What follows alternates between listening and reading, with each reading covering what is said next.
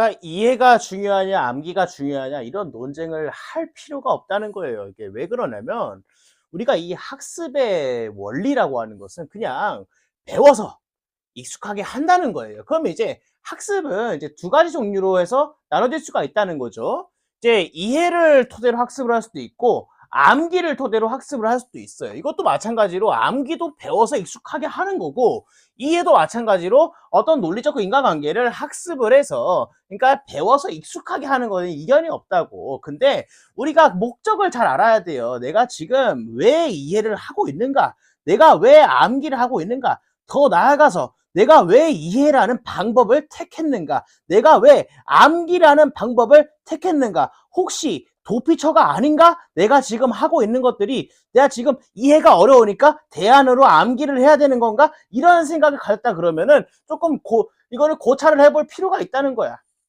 이게 암기의 가장 큰 맹점이 뭐냐면은 잠시 기억한다는 거야. 잠시. 이게 뭐냐면요. 잠시라는 표현에 내가 밑줄을 쳐놨잖아. 이게 뭐냐면은 잠시는 조금 있으면 잊혀진다는 거예요. 잠시 기억된다? 잠시 저장됐다가 조금 있으면 잊혀진다고요. 예를 들어서 뭐 우리 뭐 초등학생 때 배웠죠. 수금지와 목토 천해명 이런 거 배웠잖아요. 수성, 금성, 지구, 그다음에 뭐 화성부터 시작해서 이런 거 다 암기잖아요. 자, 또 있어요. 원줄 같은 거 배웠잖아요. 이제 뭐 3.14, 159부터 시작해서 무한히 펼쳐나가지. 그쵸? 근데 얘네들이 특징이 뭐예요? 얘네들은 논리적인 인과관계가 없어요. 그러니까 내가 지금 원주율을 만약에 지금 여기 5자리밖에 표시가 안 되지만 100자리, 1000자리, 만자리, 10만자리, 100만자리를 내가 오늘 지금 이걸 보는 시점에 암기가 돼 있다고 쳐요. 자, 근데 문제는 뭐냐면은 오늘 자고 일어나잖아? 내가 100만자리를 암기했다는 해도 다음날 일어나면 100만자리가 다 기억이 날 리가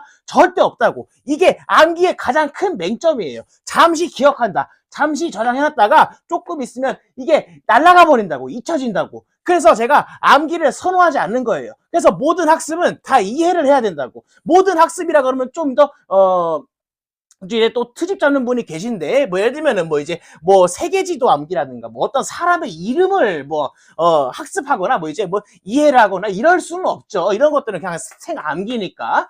근데 우리가 어떤 수험이라든가 혹은 어떤 원리 원칙을 우리가 공부한다 그러면 기본적으로 이해를 가지고 출발해야 된다고. 이해를 가지고. 그럼 이해라는 게 뭐냐면요.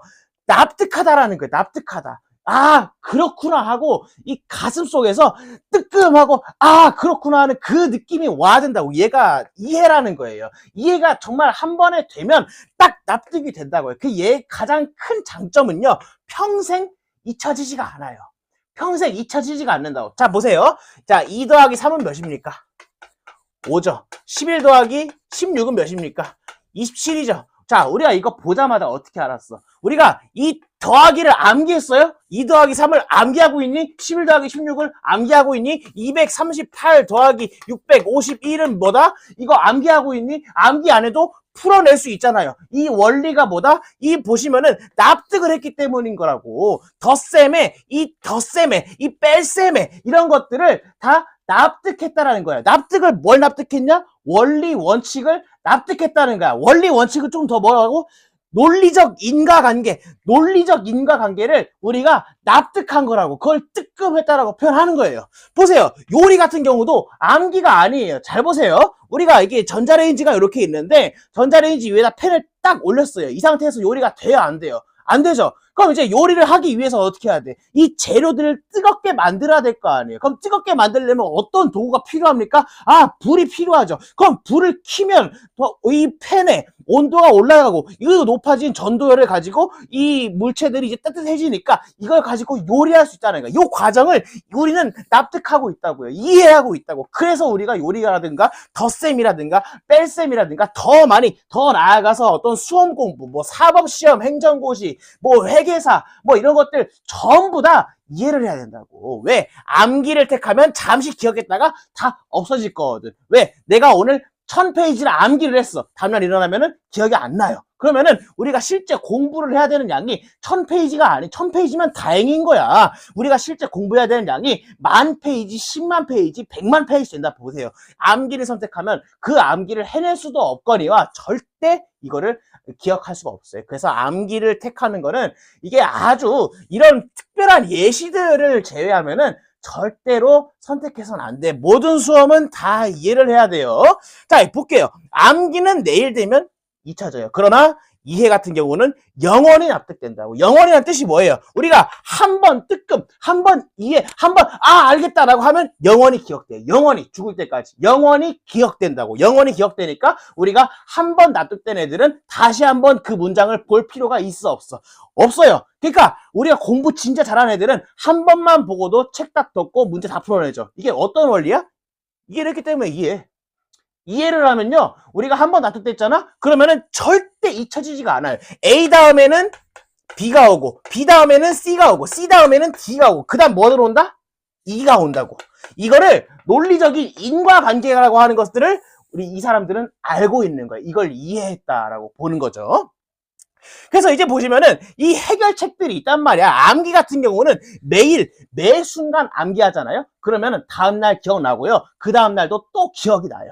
이제 또 그 다음날도 또 암기하고 있으면 또 기억이 난단 말이야. 그러니까 암기를 하고 있다라고 본인이 암기를 하는 상황이라 그러면은 오늘도 암기를 하고 내일도 그 내용을 또 펴서 또 암기를 해야 돼요. 그리고 그 다음날 잊어먹지 않으려면 이 내용들을 또 내일 또 공부해야 돼. 아시겠죠? 이런 내용들을 공부할 때는 그렇게 해야 된다고. 그러나 우리가 하는 모든 공부라든가 어떤 학습의 원리는 이해를 기반으로 두고 있긴 해. 이 때문에 이해 같은 경우는 우리가 논리적인 인과관계, 원인과 결과 사이에 어떤 논리적인 타당성만 연결할 수 있으면 단 한 번만 보고도 납득이 되고 그거는 영원히 납득이 됐기 때문에 절대 잊혀지지 않습니다. 지금 덧셈의 원리, 뺄셈의 원리 모르는 사람 없죠? 우리 238 더하기 651이라는 것을 우리가 암기하고 있지 않고 이해를 택한 모습은 이해를 하니까 이런 내용들, 더 나아가서 9584 더하기 11,251을 우리가 구해낼 수 있다. 이런 것들을 원리를 통해서 우리가 이걸 학습했다 보니까 이 내용들을 계산할 수 있는 겁니다. 그러니까 암기보단 이해가 훨씬 더 강점이 많다고요. 그래서 모든 수험 공부는 이해를 해야 돼. 이해를 해야 된다고. 보시면은 이해 대표적인 애들이 뭐 사법시험, 행정고시, 뭐 회계사 고시급 애들이죠. 이 고시급 애들은 실제 공부하는 양 보시면은 이 사법시험 보세요. 민법 있거든요. 민법 책이 두께가 요만해요. 그러니까 한 3,000페이지가 된다고. 옛날에 사법시험 공부하셨던 분이 책 한 권에 민법이라고는 법 과목도 여러 가지가 있어요. 뭐 상법, 형법, 뭐 행정법, 뭐 행정심판법, 행정소송 여러 가지가 있는데 그냥 여러 과목 중에 한 과목 책이 그냥 3,000페이지라고. 여기서 끝나는 게 아니야. 이걸 공부하고 판례를 학습해야 되는데 이 판례가 무시하게 많죠. 지금 역사적으로 1930년, 1940년, 1950년, 1960년 누적되어 온 판례가 얼마나 많겠어. 이 사람들은 다 이거를 암기하고 공부한 게 아니에요. 이 사람들은 다 이해를 했다라고. 이해한 게 뭐라고? 다시 한번 논리적인 인과관계를 학습했다고. 그러니까 동일한 사건, 동일한 사안이라 그러면은 이러한 결과로 나타난다라는 걸 암기를 한 게 아니고 이러한 사안일 때는 법적인 인과관계, 법적인 논리, 법리에 따라서 판단해 본 결과가 이렇게 될 수밖에 없구나라는 걸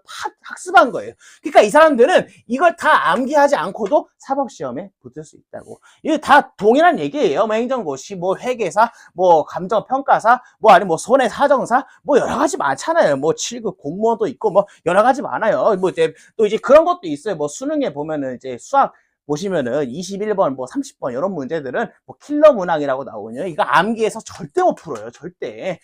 그 원리 원칙을 논리적 인과관계를 아주 기초적으로부터 잘 닦고 태어난 애들, 그런 애들만 21번과 30번을 접근할 수 있도록 만들어 놓은 거라고. 이해가 안 돼 있으면 이게 안 돼요. 그러니까 평생 공부해도 서울대 못 가는 애들은 평생 암기만 했기 때문에요.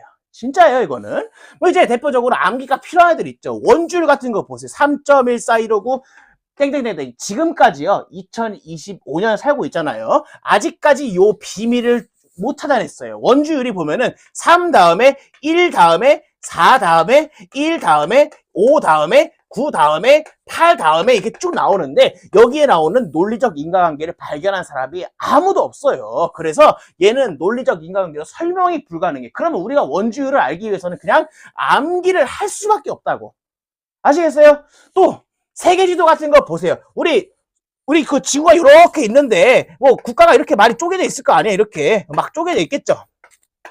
여기에 나오는 뭐 이제 A라는 국가, B라는 국가, C라는 국가, D라는 국가 이런 것들의 위치라든가 명칭들이 있죠. 이런 것들이 논리적 인과관계에 의해서 정해졌나요? 그리스라는 어떤 그런 국가가 있는데 그게 이제 그리스라고 하는 그 문자가 논리적 인과관계에서 어떤 뭐 결정된 겁니까? 아니면 여기 뭐 대만이라고 하는 이제 국가가 있는데 대만이라고 하는 국가는 뭐 논리적 인과관계에 의해서 논리적 인과관계에서 만 이렇게 정해진 거 아니잖아요. 그러니까 이런 애들은 암기를 할 수밖에 없어요. 여기 보시면은 뭐 이름 같은 것도 마찬가지. 뭐 김병철, 김순희, 이재성, 석민철. 아니 이런 것들에는 논리가 없단 말이야. 이런 것들은 암기를 하는 게 맞아요. 그러나 우리가 적어도 수험 공부를 하는 데 있어서는 이게 암기를 가지고 해결할 수 있는 사안이 아니라고. 어디 가지고 뭐 초등학교, 중학교 뭐 이제 내신 시험 볼 때나 이제 암기가 좀 통하지. 조금만 수준 높아져 봐요. 고등학교 내신만 돼도 이거 만점 받기 힘들어. 암기만 가지고. 수능은 더하고 수능 그 이상의 어떤 시험이라든가 자격 시험이라든가 혹은 우리 인생 살아가는 데 있어서 암기만 가지고는 해결이 안 돼요. 그러니까 이 원리 원칙을 잘 학습하라는 얘기예요. 내 말은.